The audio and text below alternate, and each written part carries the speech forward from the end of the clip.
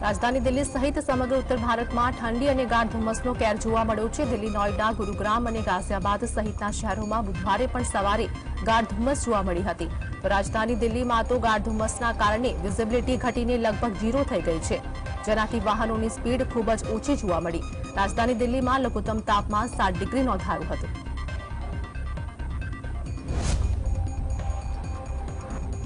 Mahadev online gaming એપના promoter Saurabh ચંદ્રાકરની દુબઈમાં નજરકેદમાં રાખવામાં આવ્યો છે અને તેને ભારત લાવવાનો રસ્તો સાફ થઈ ગયો છે। યુએઈ સરકારે ઈડીની વિનંતી પર તેના વિરુદ્ધ જારી કરાયેલી રેડ કોર્નર નોટિસને ધ્યાનમાં લઈને આ પગલું ભર્યું છે। આ અંગે કેટલાક મીડિયા સૂત્રોમાંથી મળતી માહિતી મુજબ દુબઈમાં સૌરભ ચંદ્રાકરની તેના જ ઠેકાણા પર નજરકેદમાં રાખવામાં આવ્યો છે અને ટૂંક સમયમાં ભારત લાવવામાં આવી શકે છે।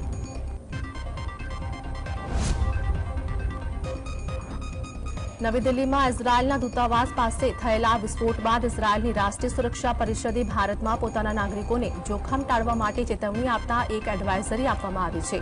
આ એડવાઇઝરીમાં યહૂદી નાગરિકોએ મોલ અને બજારો તેમજ ભીડવાળા સ્થળોએ ન જવાની સલાહ આપવામાં આવી છે। આ ઉપરાંત લોકોને રેસ્ટોરન્ટ, હોટલ, પબ અને અન્ય સ્થળો સહિત જાહેર સ્થળોએ સાવચેત રહેવા ચેતવણી આપવામાં આવી છે।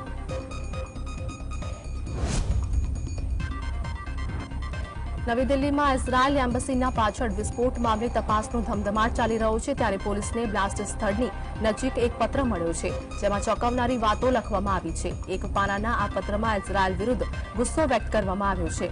કહેવામાં આવી રહ્યું છે કે આ પત્રમાં માત્ર ઇઝરાયેલ વિરુદ્ધ ગુસ્સો જ નથી, પરંતુ બદલો લેવાની વાત પણ કરવામાં આવી છે।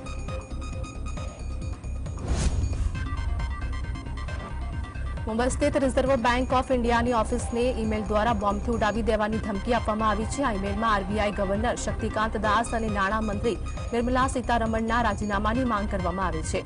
આરબીઆઈ ઓફિસ ઉપરાંત એચડીએફસી બેંક અને આઈસીઆઈસીઆઈ બેંક સહિત 11 સ્થળોને બોમ્બ બ્લાસ્ટ કરીને ઉડાવી દેવાની ધમકી આપી છે। આ તમામ સ્થળો પર પોલીસે સર્ચ ઓપરેશન હાથ ધર્યું હતું। એમઆર માર્ગ પોલીસ સ્ટેશનમાં આ મુદ્દે ગુનો દાખલ કરીને તપાસ હાથ ધરવામાં આવી છે। દિગ્ગજ કુસ્તીબાજોનો રેસલિંગ ફેડરેશન ઓફ ઇન્ડિયાના પૂર્વ પ્રમુખ બ્રિજભૂષણ શરણસિંહ સામે વિરોધ જારી છે। તો આ દરમિયાન વિનેશ ફોગાટે પણ પોતાનો એવોર્ડ પરત કરવાની જાહેરાત કરી છે। ફોગાટે પીએમ મોદીને પત્ર લખી જણાવ્યું હતું કે હું મારો મેજર ધ્યાનચંદ ખેલરત્ન એવોર્ડ અને અર્જુન એવોર્ડ પરત કરી રહી છું। મને આ સ્થિતિમાં મૂકવા માટે સર્વશક્તિમાનનો ખૂબ ખૂબ આભાર। તેમણે આ પત્રને સોશિયલ મીડિયા પ્લેટફોર્મ એક્સ પર શેર કર્યો હતો।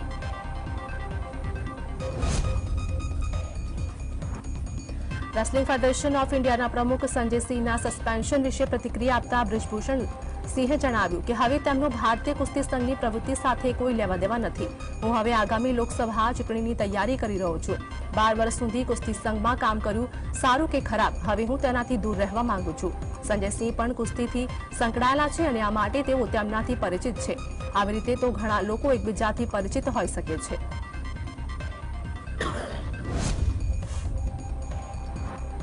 વર્ષ 2024ની લોકસભા ચૂંટણીની રણનીતિ નક્કી કરવા માટે કોંગ્રેસ પાર્ટીએ ભોપાલમાં બેઠક કરી હતી। આ બેઠકમાં કોંગ્રેસ અધ્યક્ષ મલ્લિકાર્જુન ખડગે, રાહુલ ગાંધી સહિત ઘણા વરિષ્ઠ નેતાઓએ હાજરી આપી હતી।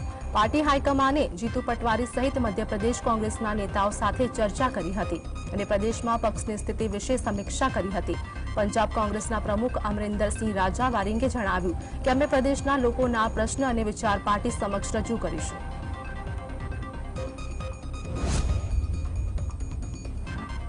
ભાજપ વિરોધી મોરચા ઇન્ડિયાના સાથી પક્ષો વચ્ચે લોકસભાની ચૂંટણીમાં બેઠકોની વહેંચણીના મુદ્દે ચાલી રહેલી ખેંચતાણ વચ્ચે કોંગ્રેસના પ્રવક્તા જયરામ રમેશના નિવેદને ચર્ચા જગાવી છે। રમેશે કહ્યું કે કોંગ્રેસ ખુલ્લા મન અને બંધ મોં સાથે ઇન્ડિયાના સાથી પક્ષો સાથે બેઠકોની વહેંચણી કરશે। કોંગ્રેસના સૂત્રોનું કહેવું છે કે રમેશના નિવેદન દ્વારા કોંગ્રેસે સ્પષ્ટ સંકેત આપી દીધો છે કે ઇન્ડિયાના સાથી પક્ષોને નારાજ નહીં કરાય અને તેમની તાકાતને ધ્યાનમાં લેવામાં આવશે। તૃણમૂલ કોંગ્રેસના સાંસદ કલ્યાણ બેનર્જીએ ઉપરાષ્ટ્રપતિ જગદીપ ધનખડની મિમિક્રી કરી અને રાહુલ ગાંધીએ તેનો વિડીયો ઉતાર્યો। એ મુદ્દે ભાજપ આક્રમક છે, તો ભાજપના નેતાઓએ આ મુદ્દે વિપક્ષી નેતાઓના સંસ્કાર સામે સવાલ ઉઠાવ્યા છે।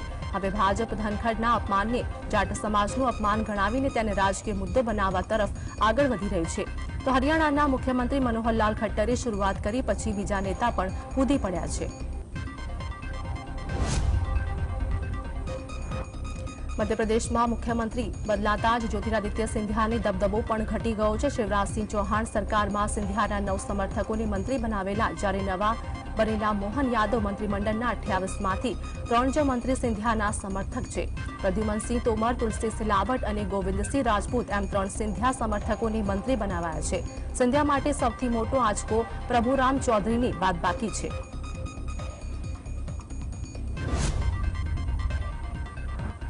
નેશનલ કોન્ફરન્સ પાર્ટીના નેતા ફારૂક અબ્દુલ્લાએ જણાવ્યું કે પૂર્વ વડાપ્રધાન અટલ બિહારી વાજપેયીએ કહ્યું હતું કે મિત્ર બદલી શકાય પરંતુ પાડોશી બદલી શકાય છે। જો આપણે બંને પાડોશી દેશ એકબીજા સાથે મિત્રતા રાખીશું તો બંને સારી રીતે પ્રગતિ કરીશું। જો બંને દેશ વચ્ચે મિત્રતા અથવા સારા સંબંધ નહીં રહે તો બંને વહેલી તકે આગળ વધી શકશે નહીં। પીએમ મોદીએ પણ એકવાર નિવેદન આપ્યું હતું કે યુદ્ધ વિકલ્પ નથી, વાતચીતથી સમસ્યાનો ઉકેલ લાવી શકાય છે।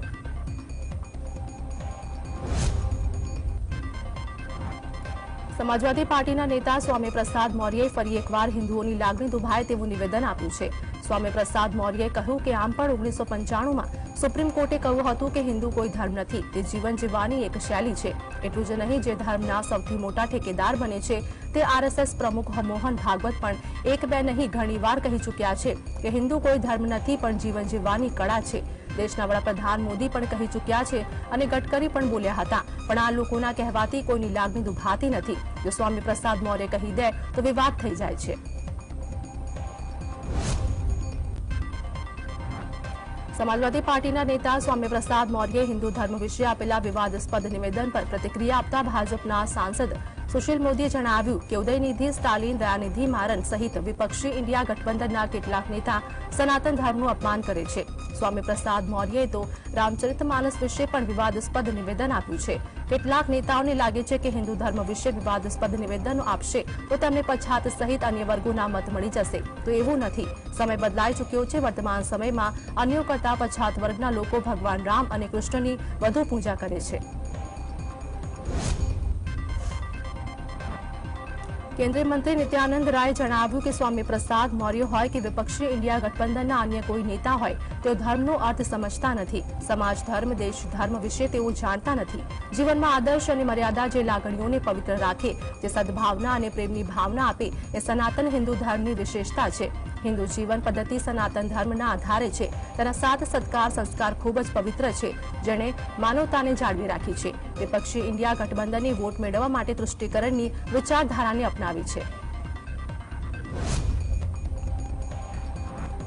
હિમાચલ પ્રદેશના કુલ્લુમાં પતલી કુહલ જંગલ વિસ્તારમાં ભીષણ આગ વિકરાળ બની હતી, તો દૂરથી લેવાયેલી તસવીરોમાં આગ પ્રસરી રહી હોવાનું જણાવ્યું હતું, જેને લઈને આ વિસ્તારના સહિત નજીકના વિસ્તારોના સ્થાનિકો પર ચિંતામાં મુકાયા હતા। આગથી જાનમાલની નુકસાની અંગે હજુ સુધી કોઈ જાણકારી મળી નથી। અયોધ્યામાં 22મી જાન્યુઆરીના રોજ રામ મંદિર પ્રાણ પ્રતિષ્ઠા કાર્યક્રમમાં હાજરી આપવા બાબતે અપાયેલા નિમંત્રણ પર પ્રતિક્રિયા આપતા સીપીઆઈ પાર્ટીના નેતા બિન્દ્રા કરાતે જણાવ્યું કે તેમનો રાજકીય પક્ષ આ કાર્યક્રમમાં હાજરી નહીં આપે। અમે સ્પષ્ટ કર્યું છે, પરંતુ તેની પાછળ અમારી મૂળભૂત સમજ છે। અમે લોકોની ધાર્મિક લાગણીનું સન્માન કરીએ છીએ, પરંતુ ધાર્મિક કાર્યક્રમને રાજનીતિ સાથે જોડવું યોગ્ય નથી। આ ધાર્મિક કાર્યક્રમનું રાજનીતિકરણ છે, જે યોગ્ય નથી। 22મી જાન્યુઆરી 2024ના રોજ અયોધ્યામાં રામ મંદિરમાં પ્રાણ પ્રતિષ્ઠા કાર્યક્રમ યોજવામાં આવશે। આ કાર્યક્રમમાં પીએમ મોદી પણ હાજરી આપી શકે છે। મહારાષ્ટ્રના નાંદેડમાં પૂર્ણાપલ્લી પેસેન્જર ટ્રેનમાં આગ લાગવાની દુર્ઘટના બની હતી। સદનસીબે આગ લાગી તે સમયે ટ્રેન નાંદેડ મેન્ટેનન્સ યાર્ડમાં હતી અને આ સમયગાળા દરમિયાન બોગીમાં કોઈ હાજર નહોતું। ઘટનાની જાણ ફાયર વિભાગને થતાં આગ પર 30 મિનિટમાં કાબુ મેળવી લેવામાં આવ્યો હતો। આગના કારણે ટ્રેનની એક બોગી સંપૂર્ણપણે બળી ગઈ હતી।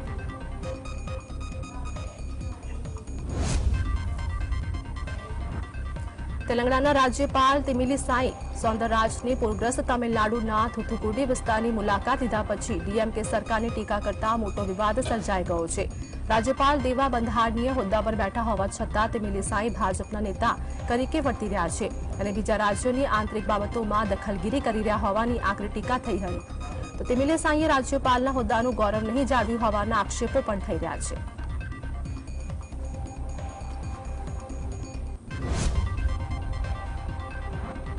Radar dodging guided missile destroyer INS इम्फाले भारतीय नौकादळમાં સામેલ કરવામાં આવી છે। તેને નેવીના વેસ્ટર્ન કમાન્ડમાં તૈનાત કરવામાં આવશે।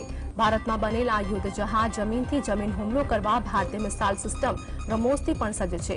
નૌકાદળના કાફલામાં તેના સમાવેશથી સમુદ્રમાં ભારતની તાકાતમાં વધારો થશે. આ હિન્દ મહાસાગર ક્ષેત્રમાં ચીનની વધતી ગતિવિધિઓ સામે શક્તિશાળી સંરક્ષણ પૂરું પાડવામાં મદદ કરશે.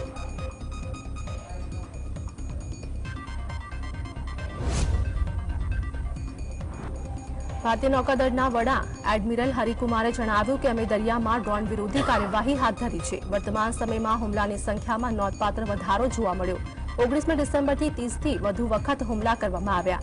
અમે શિપિંગને સુરક્ષિત રાખવા માટે ખૂબ જ મજબૂત પગલાં લેવાનું નક્કી કર્યું છે. આ 30 પૈકી 50% હુમલામાં લાલ સમુદ્રમાં થયા છે. જોકે ભારતીય ધ્વજ ધરાવતા જહાજ પર હજુ સુધી એક પણ હુમલો થયો નથી. અમે દરિયાઈ સીમામાં શંકાસ્પદ લાગતા તમામ જહાજોની તપાસ કરીશું. ગાંધીનગરમાં સીએમ ભૂપેન્દ્ર પટેલની અધ્યક્ષતામાં કેબિનેટની બેઠક યોજાવાની છે. જો કે આજે કેબિનેટ બેઠક સાંજે 4 વાગે મળશે. સીએમ ભૂપેન્દ્ર પટેલ કચ્છ પ્રવાસે હોવાથી આજે સાંજે કેબિનેટ યોજવામાં આવશે. કેબિનેટ બેઠકમાં કોરોનાના વધતા કેસ અને આરોગ્ય વિભાગની તૈયારીઓ પર ચર્ચા થશે. આ ઉપરાંત વાયબ્રન્ટ સમિટને લઈને પણ બેઠકમાં ચર્ચા થશે. આ સાથે જ રાજ્યની વર્તમાન પરિસ્થિતિ પર પણ કેબિનેટ બેઠકમાં ચર્ચા થશે.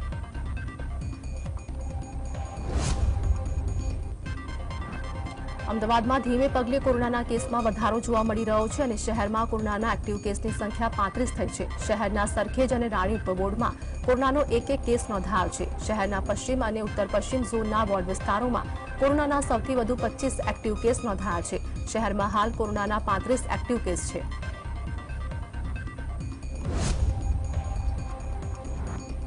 રંગીલા રાજકોટમાં રોગચાળામાં સતત વધારો થઈ રહ્યો છે. ત્યારે છેલ્લા એક સપ્તાહમાં શહેરમાં શરદી ઉધરસના 1541 કેસ નોંધાયા છે. તો સામાન્ય તાવના 113, ઝાડા ઉલટીના 260 કેસ નોંધાયા છે. તો મચ્છરજન્ય રોગમાં પણ ભારે ઉપદ્રવ જોવા મળ્યો છે.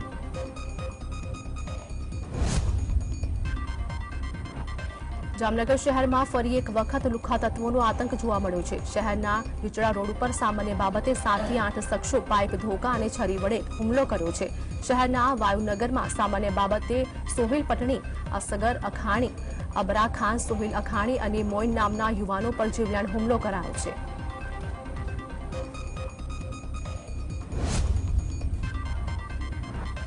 રાજકોટ મહાનગરપાલિકા દ્વારા વેરાની કડક રીતે વસૂલાત કરવામાં આવી છે. જ્યાં 23 મિલકતોને સીલ કરવામાં આવી છે અને 33 જેટલી મિલકતોને જપ્ત કરવામાં આવી છે. તેમજ ત્રણેય ઝોન હેઠળ કડક ઉઘરાણું કરી 24 લાખથી વધુનો વેરો વસૂલવામાં આવ્યો છે. ચાલુ વર્ષે 3.54 લાખ મિલકત ધારકો દ્વારા 279 કરોડનો વેરો ભરવામાં આવ્યો છે.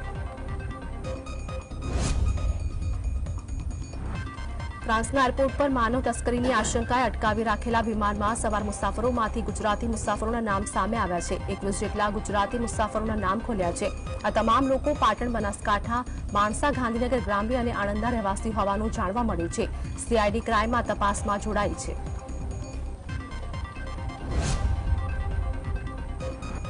સમગ્ર વિઝા કૌભાંડના મામલે મોટો ખુલાસો થયો છે. એજન્ટોની જુદી જુદી મોડ્સ ઓપરેન્ડી સામે આવી છે. જેમાં નકલી માર્કશીટ, સર્ટિફિકેટ, બેંકની ખોટી એન્ટ્રી તેમજ ખોટી નોકરી આપવાની લાલચે વિદેશ મોકલતા હોવાનું તપાસમાં સામે આવ્યું છે. તેમજ વિઝા કન્સલ્ટન્સીની ઓફિસમાંથી મળી આવેલા તમામ ડોક્યુમેન્ટ બનાવટી નીકળ્યા છે.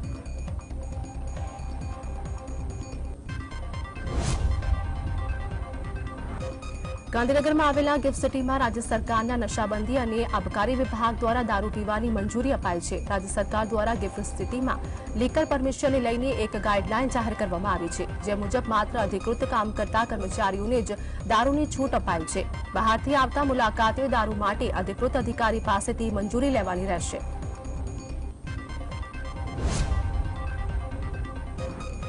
સાબરકાંઠા જિલ્લામાં બુટલેગરો હિંસક બન્યા છે. બુટલેગરોએ પોલીસ ઉપર ગાડી ચલાવવાનો પ્રયાસ કર્યો હતો. બુટલેગરો દ્વારા ગુજરાતમાં મોટા પ્રમાણમાં દારૂ ઘુસાડવાનું ષડયંત્ર રચાયું હોવાની પોલીસને બાતમી મળી હતી. જેથી ખેડબ્રહ્માના ખેરોજ પાસે પોલીસે દારૂ ભરેલી ક્રેટા ગાડી રોકવા વોચ ગોઠવી હતી.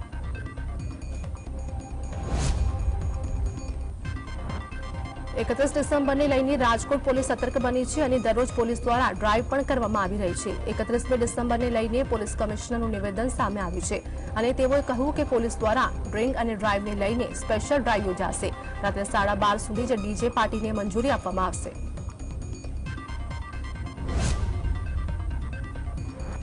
રાજ્યમાં દિવસે ને દિવસે ડ્રગ્સ ગાંજા ચરસનું વેચાણ વધી રહ્યું છે, જેના કારણે અનેક પરિવાર બરબાદ થઈ રહ્યો છે. ત્યારે જૂનાગઢમાં ડ્રગ્સ અને એનડીપીએસનું વધતું જતું ચલણ અટકાવવા માટે પોલીસ દ્વારા આવા ગુનામાં પકડાયેલા આરોપીઓનું કાઉન્સેલિંગ કાર્યક્રમ યોજાયો.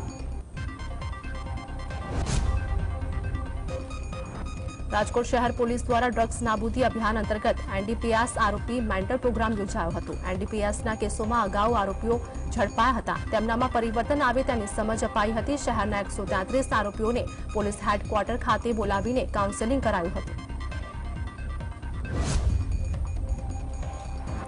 જેટકો વિદ્યુત સહાયક પરીક્ષામાં ફરજમાં બેદરકારી દાખવા બદલ 5 અધિકારીઓને સસ્પેન્ડ કરવામાં આવ્યા છે. Deputy engineer KH Parmar, SR Yadav અને BJ Chaudhary, executive engineer AP Bhabhor અને JG પટેલને સસ્પેન્ડ કરવામાં આવ્યા.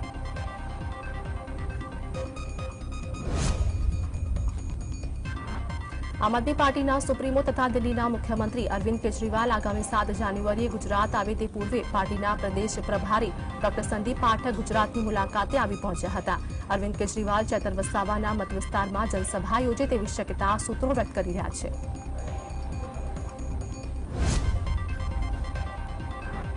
રાજ્યના મુખ્યમંત્રીની અધ્યક્ષતા હેઠળ આવતીકાલે કેબિનેટ બેઠકનું આયોજન કરવામાં આવ્યું. આ બેઠકમાં રાજ્યની વર્તમાન પરિસ્થિતિ મામલે, આગામી વાયબ્રન્ટ સમિટ મામલે, તદુપરાંત કેબિનેટ બેઠકમાં 31 વર્ષની ઉજવણીના ભાગરૂપે કાયદો અને વ્યવસ્થાની પરિસ્થિતિ મામલે ચર્ચા કરવામાં આવશે.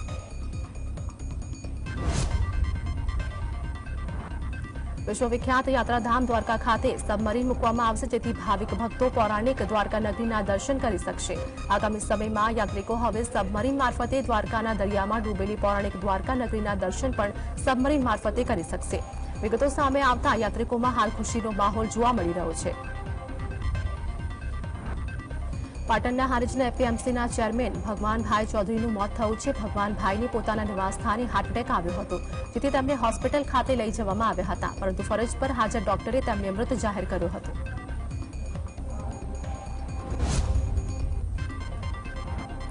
ગુજરાતમાં કોરોનાના કેસ વધી રહ્યા છે, ત્યારે અમદાવાદ મહાનગરપાલિકા દ્વારા અર્બન હેલ્થ સેન્ટર પર કોરોના ટેસ્ટિંગની વ્યવસ્થા ઊભી કરવામાં આવી છે. જે કોઈપણ વ્યક્તિને ટેસ્ટ કરાવવો હશે તે ટેસ્ટ કરાવી શકશે. અમદાવાદ શહેરમાં નવા 2 કોરોનાના કેસ નોંધાયા છે. સરખેજ રાણીપ વિસ્તારમાં કેસ સામે આવ્યા છે, જેમાં 1 મહિલા અને 1 પુરુષ કોવિડ પોઝિટિવ આવ્યા છે.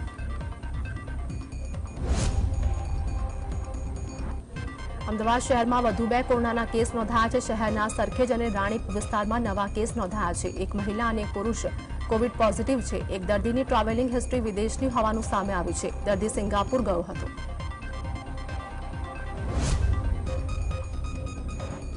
ચીન સહિત ભારતમાં ફરી એક વખત કોરોનાએ દેખાદેખી, રાજ્ય સરકારની ચિંતા વધી છે. રાજ્ય સરકાર દ્વારા ગુજરાતમાં પણ તમામ તૈયારીઓ અંગેની સૂચના જે તે વિભાગને આપવામાં આવી છે, જેના પગલે સુરત મહાનગરપાલિકાનું તંત્ર પણ સંપૂર્ણ રીતે સજ્જ થયું છે.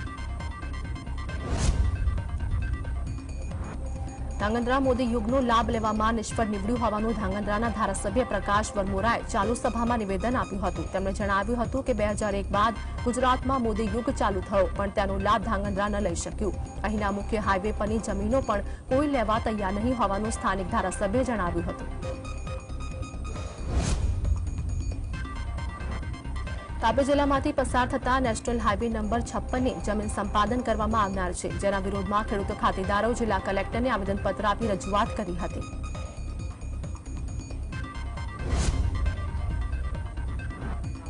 સાબરકાંઠાની સાબરડેરીએ 59મી સાધારણ સભામાં કરેલો ઠરાવ પરત ખેંચ્યો છે.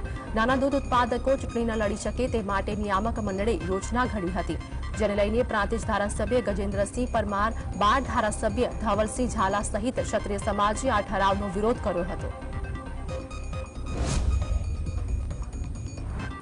સુરતના કતારગામ BRTS અકસ્માત મામલે સુરત મહાનગરપાલિકાનું તંત્ર હરકતમાં આવ્યું છે. BRTS અને સિટી બસ અડફેટે બનતી ઘટનાઓને અટકાવવા મેયર અને પાલિકા કમિશનરની અધ્યક્ષતામાં સમીક્ષા બેઠક મળી. મોડાસા તાલુકાના ટિંટોઈ તથા આસપાસના ખેડૂતોએ કિસાન સૂર્યોદય યોજનાથી વંચિત રહેતા વિરોધ વ્યક્ત કર્યો હતો. તો ખેડૂતોએ UGVCL પેટા વિભાગ કચેરી ટિંટોઈ ખાતે મોટી સંખ્યામાં રેલી યોજી હતી, તેમજ ખેડૂતોએ અધિકારીને આવેદનપત્ર પાઠવી યોજનાકીય માંગ સંતોષવા રજૂઆત કરી હતી. સુરેન્દ્રનગરના મોટી મજેઠી ગામે પતંગ ચગાવવા મામલે પથ્થરમારાની ઘટના સામે આવી, જ્યાં 11 વર્ષીય બાળક પતંગ ચગાવવા સમયે બૂમો પાડી અને ત્યાં મામલો ઉગ્ર બન્યો હતો। આ પથ્થરમારાની ઘટનામાં 11 વર્ષીય બાળકને ગંભીર ઇજાઓ પહોંચી હતી।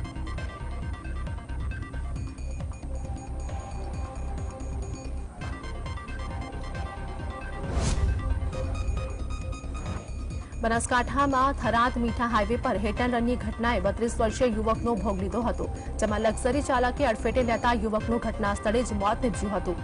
ધરાધરા ગામનો યુવક થરાદથી ઘરે પરત ફરતી વખતે અકસ્માતનો ભોગ બન્યો હતો।